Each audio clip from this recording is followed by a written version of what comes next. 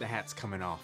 Down to business. One question I get a decent amount of times is, do you really know your significant other? Like, how do you know, like, this is the one you want to marry? You're long distance. How long have you known her? 5 years? Yes, but how many days have you been together? Roughly like 60 days. Is this really the girl you want to marry? Doesn't it seem a little premature? Like, I mean, how much could you really know a person from far away? Listen, man, I've held her hands before. And although I may not be a palm reader, I believe that I know her enough to know that this is the girl that I want to marry. If you're new here, I'm Mike, a US nurse. On this channel, we're pursuing a fuller life. Thank you very much for all the genuine concern and even the skeptic thoughts and or people. I want to say yes. Yes, I know that this is the girl that I want to marry. This is the lady that I want to marry. Yes, I believe that I have enough information to say that this is it. This is the choice that I want to make. Let me tell you how I know enough about my fiancée, Leanne, enough to want to marry her. There are many things, but it's mainly these few things. Our relationship goes beyond the small talk. It's been 5 years asking each other, how are yous? And replying with, I'm fine. And telling each other about each of our respective days. And yeah, this is a nice way to get to know each other and a common way to start the conversation. But I know even the small talk Leanne is different than the real talk Leanne. That's right.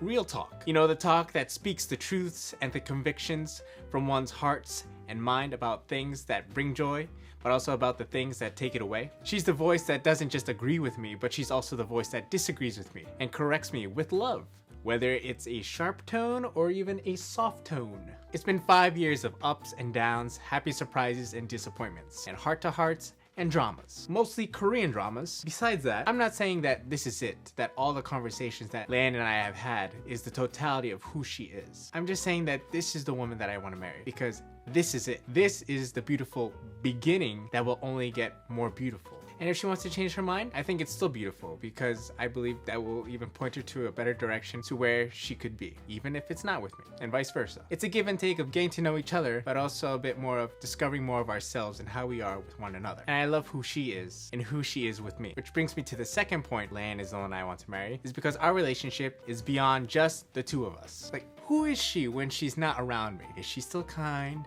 Is she still wholesome? Does she use foul language? Does she swear like a sailor? Does she have a different accent? Like you want to see her in her natural environment, the majestic feline that she is. You may not always trust social media, but you can get a better picture of her in different social environments. I have observed how she is with herself, with her family, with her friends, and even with me. My nursing education taught me to look at people with a more holistic approach, not to limit someone to one facet. Who's Leanne the daughter, the best friend, the professional, the girlfriend, the child of God? She's generally the same person, but each side of her is highlighted in different roles and contributions. She's still just as hard and smart working, thoughtful, and the one for whom my soul loves. Okay, we'll cut the accent. After everything I've experienced with Leanne, seeing her walk the walk, talk the talk, I believe our lives complement one another. Not just for surviving, but for thriving. They say opposites attract, but I'm not looking for an exact opposite. But I consider how well my future wife would complement me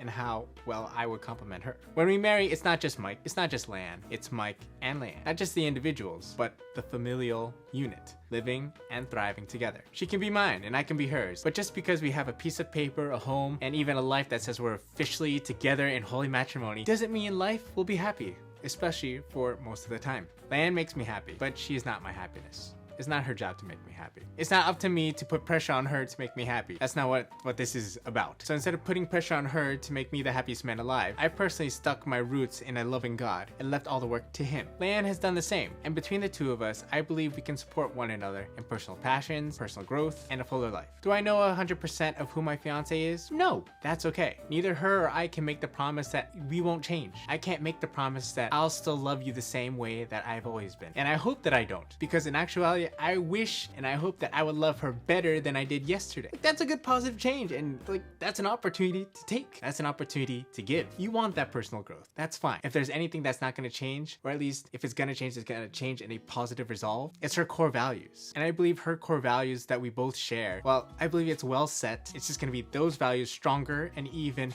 going to develop her as a more beautiful individual. And this individual is going to love me, not because I say so or anybody else says so, but because that's who she is, but because of who I am to her and who she is to me. If there's anything that I won't ever really know about her, it's most likely the matter that she loves me more than I could ever know. And the amount that I do know is just enough for me.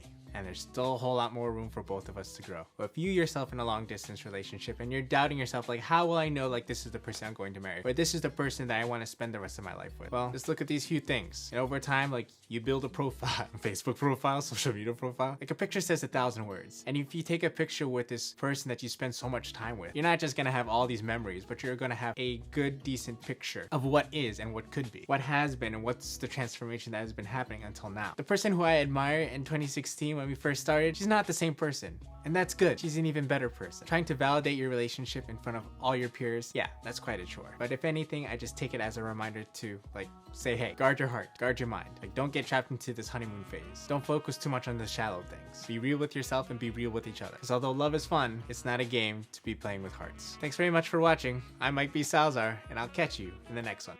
This is going to be the video about... What am I making this video about?